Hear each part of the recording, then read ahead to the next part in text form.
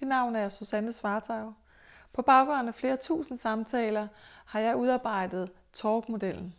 TALK-modellen er en samtalemodel til en transformerende samtale med børn og unge.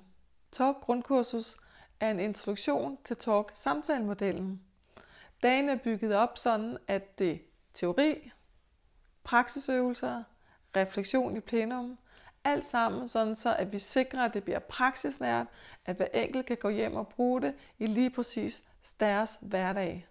Jeg har virkelig kunne bruge de her kort, som Susanne har lavet, til at få børn til at italesætte deres følelser, i det hele taget bare for at få dem til at hjælpe med at brede ud. På TALK-grundkurset bliver du klædt på til at bevæge dig mellem de 4 faser i TALK-modellen.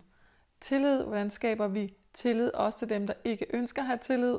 Hvordan kan vi finde ud af at afkode, hvad er det i virkeligheden, der er på spil hos barnet? Hvad er smerten under smerten?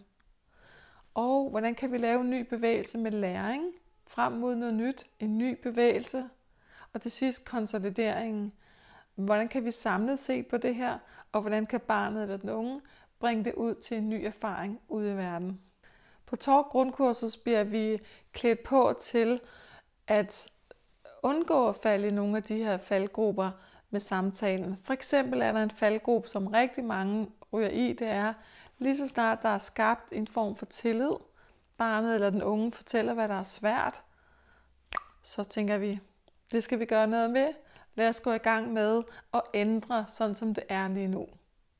Men rigtig ofte kommer vi til at gå for hurtigt, netop fra at barnet fortæller, hvad det er, der er svært, til at vi vil gøre noget ved det. Og det, der er faktisk allervigtigst, det er, at hvis barnet ikke får foldet nok ud her, så kommer der ikke til at ske en ny bevægelse under læring. Det her med, når vi skal ud og have samtaler med børn og unge, så er det vigtigt, at når vi siger til børn og unge, at vi skal lige prøve den her grænseøvelse, så er det vigtigt, at vi har prøvet den på vores egen krop først. Og det er derfor på TALK grundkursus, at alt det, som du tager med ud, det har vi ikke kun talt om og forstået med vores hjerner, men vi har også prøvet det med vores krop. Det vil sige, at vi træner det indenfra ud. Dels så husker vi det bedre, sådan så når der er gået en måned, så kan vi stadigvæk huske det. Og vi kan huske følelsen, det gav os.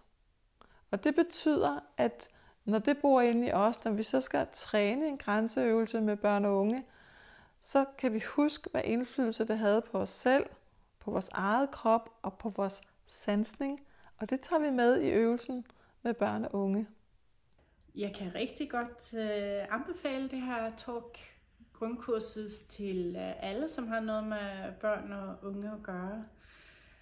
Det har givet mig rigtig meget, og jeg bruger det rigtig meget, og jeg føler mig meget mere tryg nu, når jeg har de her samtaler med de unge. Få sådan en honningkrukke med sig, med gode ting, man kan dele ud af. Det er det, man får.